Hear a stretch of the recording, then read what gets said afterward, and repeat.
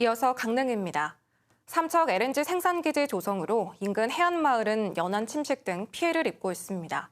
한국가스공사가 마을 주민들과 협의를 통해 보상 차원의 사업을 진행하고 있는데 사업비 8억 원이 투입됐지만 1년째 방치된 관련 시설이 있습니다. 정상빈 기자가 보도합니다. 삼척 LNG 생산기지 인근 방파제 위에 대형 조형물이 자리 잡았습니다. 하트 모양을 만들고 있는 너비 8.5m, 높이 12m 크기의 손 모양 조형물입니다. LNG 생산기지로 인한 연안 침식 피해 등에 대한 보상 차원으로 한국가스공사가 사업비 8억 원을 들여 만들었습니다. 하지만 공사가 끝난 지 1년이 되도록 관광시설은 운영되지 않고 있습니다. 시설 소유자인 한국가스공사가 안전에 대한 우려를 들어 관광객 출입을 통제하고 있기 때문입니다. 안타깝죠. 이게 가스공사가 말한 것 같이 마을이 인수해서 소득 사업과 직접적인 연결을 할 수 있다면 상당히 주민들에게 도움이 될 수 있는 방향이 있는데도 가스공사는 주민들이 시설을 운영할 수 있도록 삼척시와 기부 체납 절차를 추진 중이라고 설명했습니다. 소유권이 이전되기 전까지 직접 시설 관리를 할 수도 있지만 가스공사가 인건비 발생 등을 이유로 이를 외면하고 있습니다. 삼척시는 시설물 소유권을 넘겨받을 경우 발생할 수 있는 다양한 문제들에 대해 강원도와 협의하고 있습니다.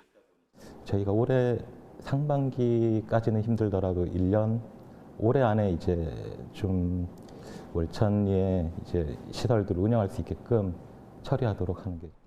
시설 소유권을 가진 가스공사가 문제 해결에 소극적으로 임하는 사이 문의국회 닫힌 삼척 월천 해맞이 관광시설은 또다시 1년간 방치될 수밖에 없을 것으로 우려됩니다. KBS 뉴스 정상빈입니다. 코로나19 방역 완화로 해외여행이 늘면서 강릉시의 여권 발급량이 증가하고 있습니다.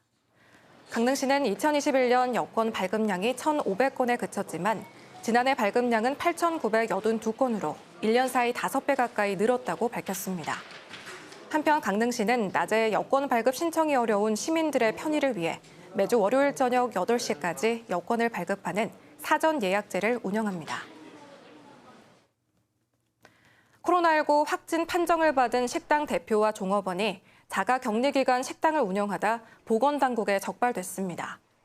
동해시는 동해시 천곡동의 한 식당 대표 A씨와 종업원 B씨를 감염병 예방법 위반 혐의로 적발해 경찰에 고발했다고 밝혔습니다. 이들은 코로나19에 확진된 상태에서 지난달 9일 식당 영업을 한 혐의를 받고 있습니다. 공직선거법 위반 혐의로 기소된 강릉시의회 허병관 의원이 오늘 춘천지방법원 강릉지원에서 열린 1심에서 벌금 80만 원을 선고받았습니다. 재판부는 허 의원의 죄질이 가볍지 않지만 재산 신고 누락을 감추려는 적극적인 의도가 없고 미필적 고의가 인정된다며 양형 이유를 설명했습니다. 허 의원은 지난해 6월 지방선거 당시 시의회에 등록한 자신의 재산 신고액보다 약 12억 원 적은 금액을 강릉시 선거관리위원회에 신고하고 선관위 홈페이지와 선거 공보 2만 1000여 부를 통해 공표한 혐의로 재판에 넘겨졌습니다. 지금까지 강릉이었습니다.